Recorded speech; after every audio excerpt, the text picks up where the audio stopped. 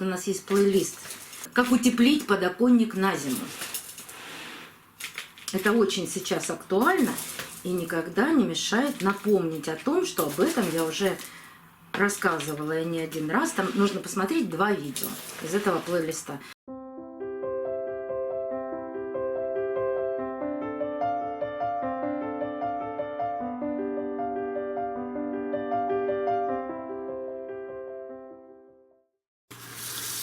Здравствуйте, друзья!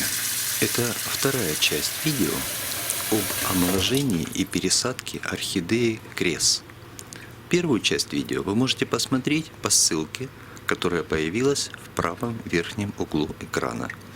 Приятного вам просмотра!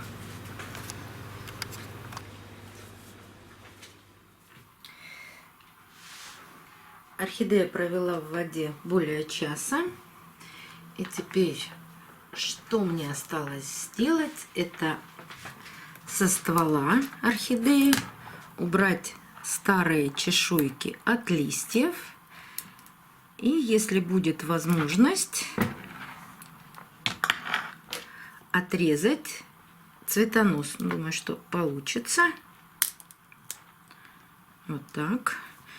Не нужен он в посадке.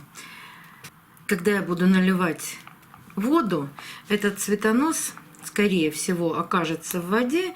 И это будет разлагающаяся органика. Опять же, это еда для подур.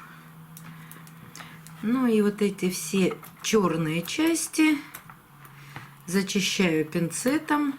Обрабатывать ничего не буду.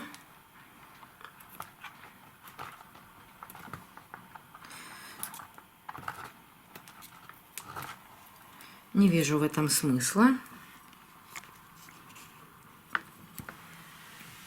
И даже все эти желтые корни, только отрежу, маленькие,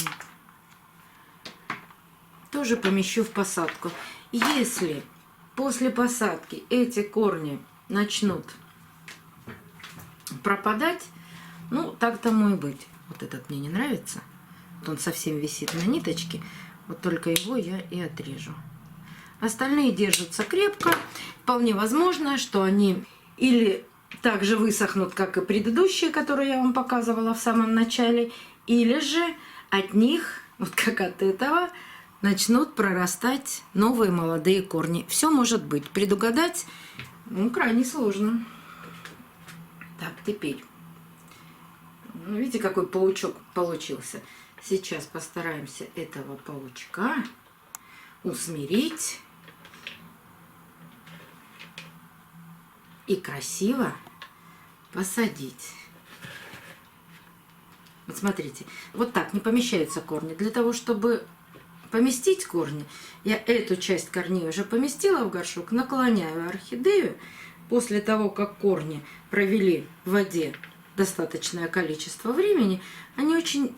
Ну, не могу сказать, что мягкие становятся, но, по крайней мере, менее ломкие. И также с другой стороны наклонила орхидею, аккуратно вложила все корни в горшок, поставила орхидею в ровное состояние. Ну, желательно, конечно, по центру горшка. Не всегда получается поставить орхидею по центру горшка. Иногда с одной стороны больше корней, с другой меньше. И орхидея тогда получается не по центру, а ближе к какой-то одной стороне. Но для орхидеи это вообще все равно, как она посажена, в центр или сбоку. Вот так. Медленно, не ломая корни, углубляю орхидею. Аккуратно, помогая своими пальчиками, вот так поместить в горшок и сделать чуть ниже. Но ломать корни, конечно, не нужно.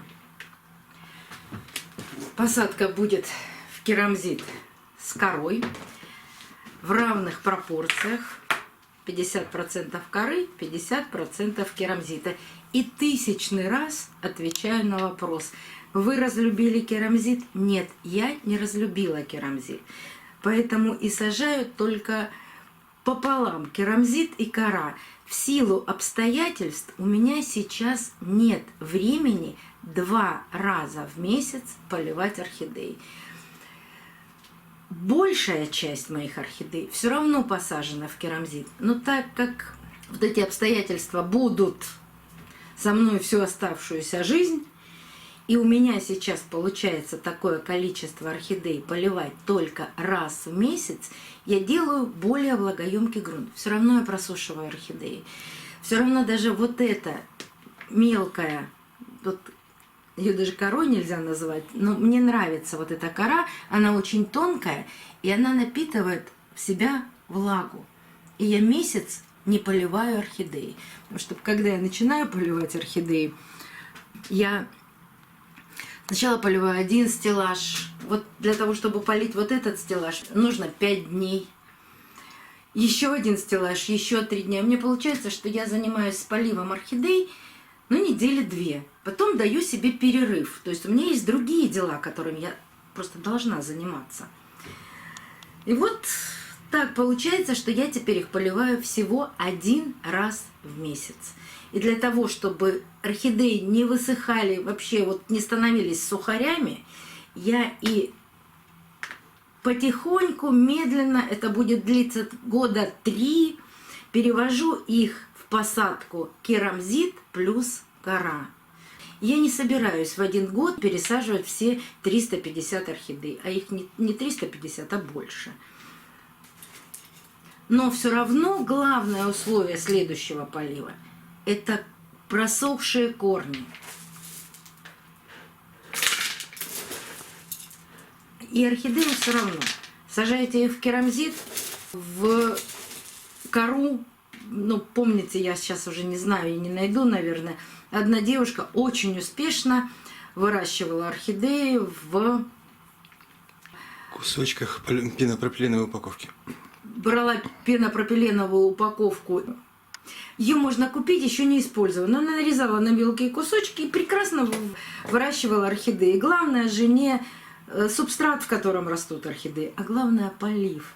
Но когда они растут в керамзите или в полипропилене, это действительно очень частый полив. И когда у меня было время, я поливала орхидеи раз в 2 недели. То есть я успевала. Сейчас, к сожалению, не успеваю. И больше на этот вопрос я отвечать не буду. Нигде.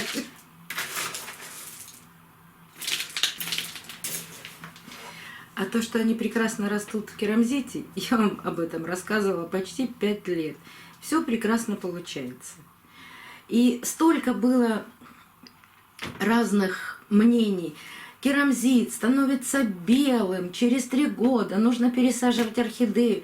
Да через 3 года в любом субстрате нужно пересаживать орхидею. Они вырастают. Вот на примере этой орхидеи она посажена 3 года всего.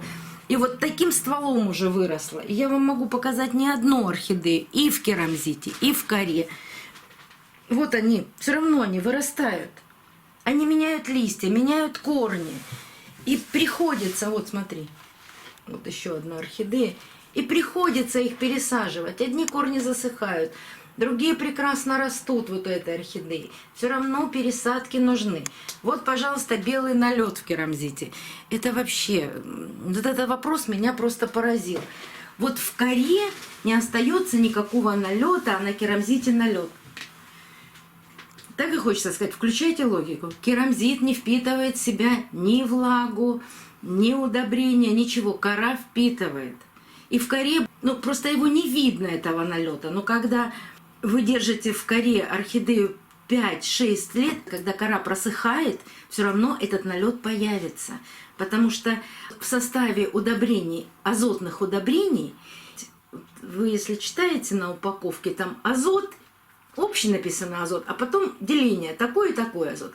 Так вот, один азот орхидея усваивает, а другой орхидея не усваивает. Вот он и остается налетом на керамзите. А керамзит действительно не впитывает в себя ничего, поэтому нам этот налет видно. Но для этого мы и поливаем 1 раз с удобрениями, и 2 недели орхидея обязательно усваивает эти удобрения и перерабатывает, а потом чистой водой, для того, чтобы смыть этот налет и не получить засоливание грунта. Так что в коре происходит то же самое. В общем, много всяких было недопонимания процесса. Я всегда говорю, все равно орхидеи, куда вы ее посадите, в землю нежелательно. Не растут они в земле. Нетоксичный грунт должен быть. Просто должен быть нетоксичный грунт. Земля очень плотная. А у орхидеи, так как корни у нее все воздушные, и она всегда растит корни на воздухе. Почему мы говорим воздушные? Потому что никуда она корнями не вплетается, она только прикрепляется к дереву. И не обязательно это должно быть дерево. Видела орхидею, растущую на стекле. Она все равно приклеилась. И вы даже не представляете, я когда снимаю орхидеи с полок для того, чтобы полить, осмотреть, у меня очень часто корни прирастают к обоям. И мне их приходится аккуратно отделять от обоев. Но им это очень нравится. То есть им все равно. Главное всегда только полив. Правильный. Правильно.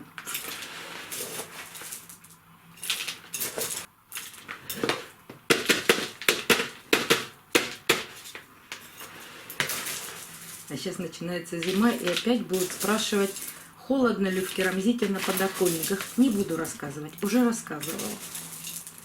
Но если вам интересно, то посмотрите видео. Оставим ссылку в правом верхнем углу экрана. Где я рассказываю о мокрой коре, о мокрых шубах и о мокром керамзите.